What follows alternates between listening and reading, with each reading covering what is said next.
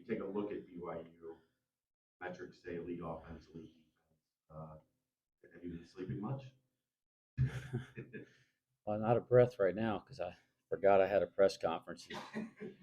Somebody told me, so I had to run from the office down here. And anybody that knows that the distance from there, I covered. I think I did it in about 45 seconds. I was running pretty good, and I didn't want to run through Katrina's practice, so I took a longer path. So anyway, let me catch my breath. I hope our players are in better shape than me. No, I listen. Uh, it's going to be this way in the Big 12 every night. To sit here and talk about, you're going to be able to stand up, sit on this podium, and talk about how great the other team is and how difficult of a challenge it's going to be, and how great the environment is. BYU's all those things. Um, you look at the way they're shooting the ball better than anybody in the country. Like sometimes as coaches, we say things not necessarily totally literally, just to kind of emphasize they are the best shooting team in the country, and that's not to just emphasize they can shoot. They are literally and statistically the best 3-point shooting team in the country. They shoot it at every position.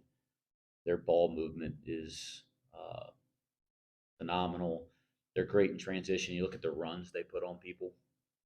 They're like it seems like at least once, sometimes twice a half, they just go on a massive run, and that's how they've been able to push leads out to 20, 30 points most nights. And then I think that the things that you're seeing on tape is how physical they are defensively.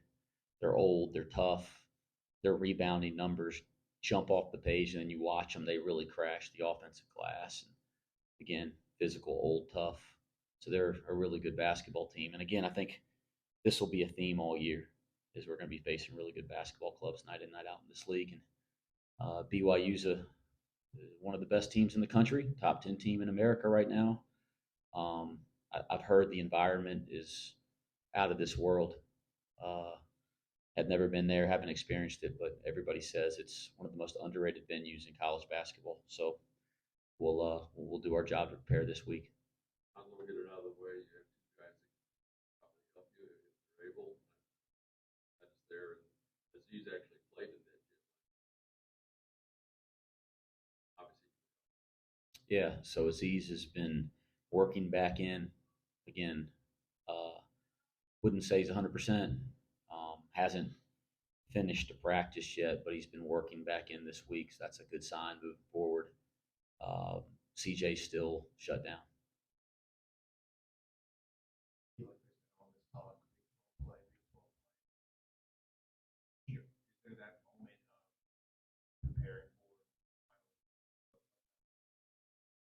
Yeah, I don't know. I don't speculate too much. For me, it's more we have practice today at 3 o'clock, and I feel that every day. That practice is here, and we got to get better and make the most of the time that we have out on the floor together. Just like whenever you play in a tough environment on the road against a top 10 team in the country, we've done that here.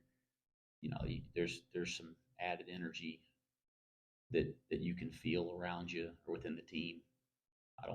I'm sure that will be there when the time comes. But yeah, our guys know how good the league is. As you said, everybody's talked about it for the last year and some change around here. But to speculate on like what that feels or means, you'd have to ask them. I'm worried about practice today. Their better guy comes off the bench. He does. But what have you seen out of him? More than him, but he's coming How about BYU? BYU. Oh man, I mean, if I sit here and talk about one of BYU's players, then I'm leaving out, you know, a handful of others. They have great players. They have great players. They have old players. They have skilled players. They have tough players.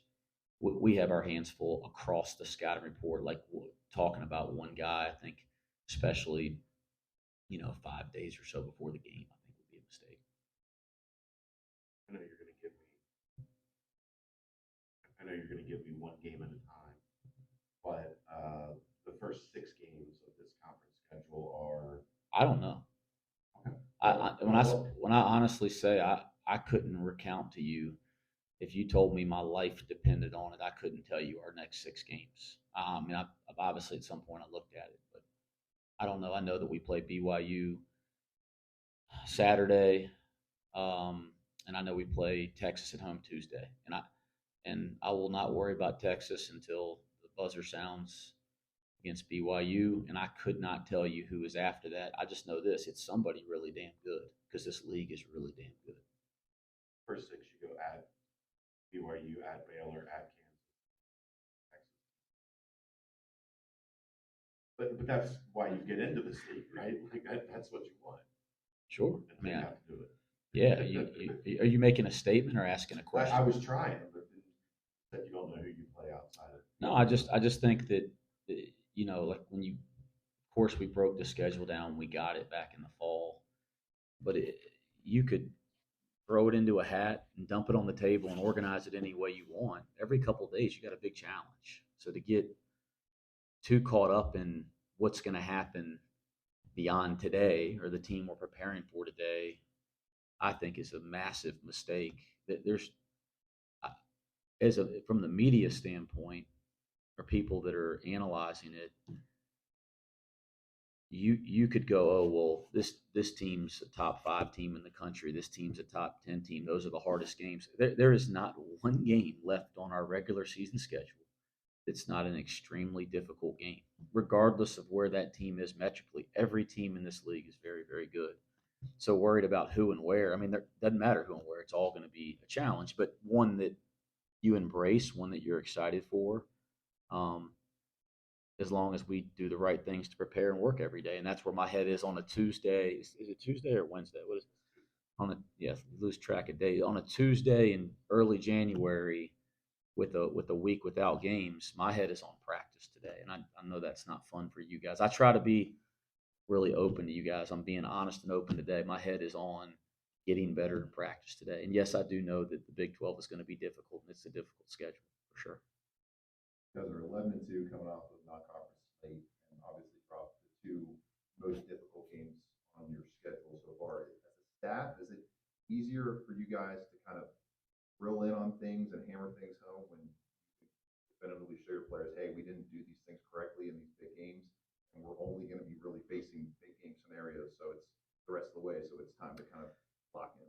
But just to point it and make it very clear, and I understand the context of the question. I'm not trying to spin it around, but every game's a big game.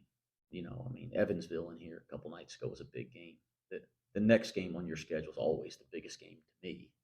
So I never say that this game's a big game because it's a high major opponent or a league game. They're all big. They all matter. But I think what you're saying against the highest ranked opponents or in the most difficult atmospheres, are there things that we can learn that we weren't able to do successfully? Absolutely, right? Absolutely. We're going to evaluate that. We're going to try to use those as learning tools for our team. And if we have success, guys, if we do anything that's successful, we're going to try to use the things we did well, and we're going to try to emphasize those things to our team of why we should keep doing them.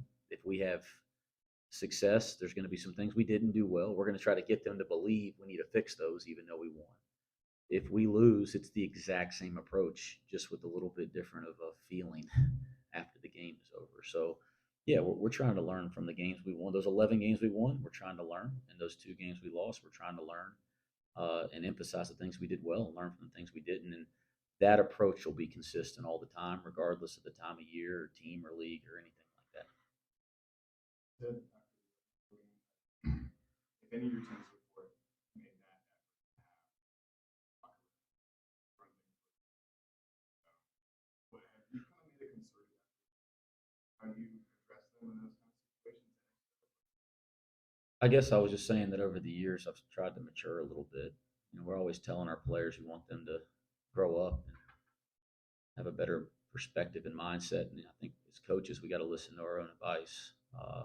But I'm not saying every team, but early in my career, I'd have been breaking stuff and acting like an idiot. And I certainly felt like that. And there's, there's times that it's great to show emotion as a coach. I'm not knocking that. But I just do think that teams and players have to make a decision that the things that win, like there's things that win. And as coaches, not just me, we all know what those things are. We're all coaching those things. But it's powerful when a team decides they're going to embrace those wholeheartedly. And I think that's where we're at with this team is they know what to do. Okay.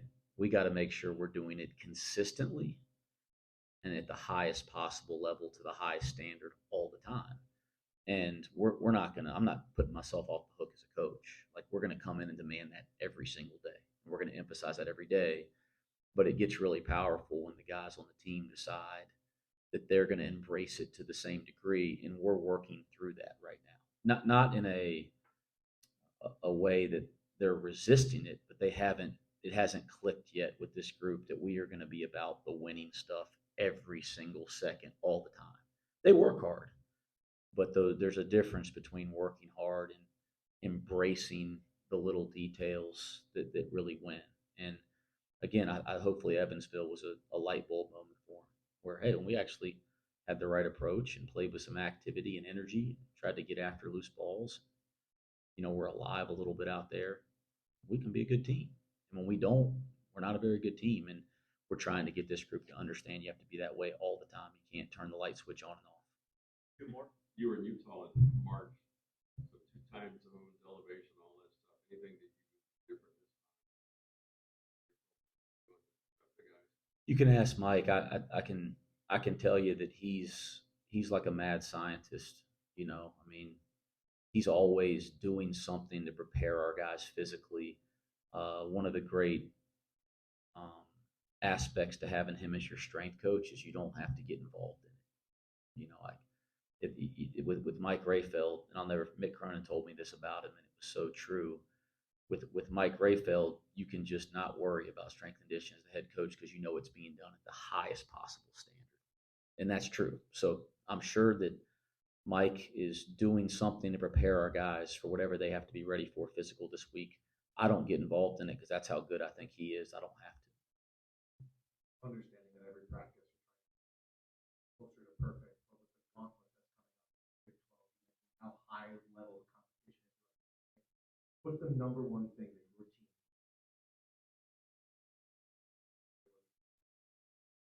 Yeah, it's hard to say this one thing, um, but it's just to do the winning stuff, embrace the winning stuff consistently every possession.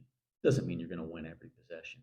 Doesn't mean every possession is going to go your way, but we define, what those winning things are, and to embrace that and try to accomplish that every single possession. I think that's going to be the key in league play for us.